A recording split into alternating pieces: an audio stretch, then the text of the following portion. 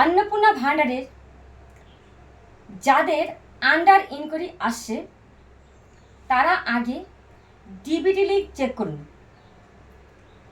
DBT link অনেকেরই দেখা গেছে বন্ধ হয়ে আছে। আমরা মানি যে ডিবিটি লিঙ্ক করা আছে, কিন্তু তবুও বন্ধ হয়ে আছে। আপনি একটু চেক করুন, চেক করে দেখুন কি আছে। যদি ঠিক থাকে তাহলে অনলাইনে যে ফর্মটা ফিল আপ করেছেন ওইখানটায় আধার কার্ডের নম্বরটা দেখুন ঠিক আছে কিনা, ব্যাংকের ডিটেলসগুলো ঠিক আছে কিনা, নাম ঠিক আছে কিনা, এগুলো সব চেক করুন। চেক করার পর ওখানেও যদি ঠিক থাকে তাহলে 10 তারিখ পর্যন্ত ওয়েট করুন।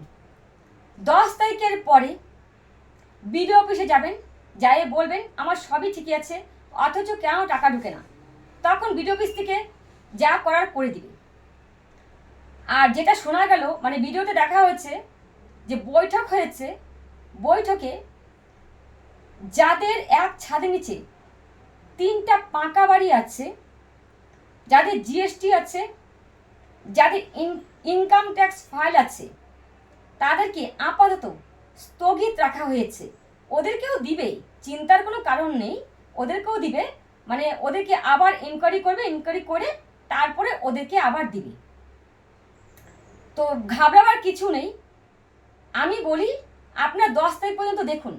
10 তারিখের পরে যদি কোনো ইস্যু হয় তো আপনারা বিডিও অফিসে যান, দেখা করুন, ওদের সাথে কথা বলুন, ওরা নিশ্চয়ই কোনো কিছু একটা পরামর্শ দিবে, সেই অনুযায়ী আপনারা কাজ করুন। যদি ভিডিওটি ভালো লাগে লাইক করুন, সাবস্ক্রাইব করুন, শেয়ার করুন। জয় ভারত।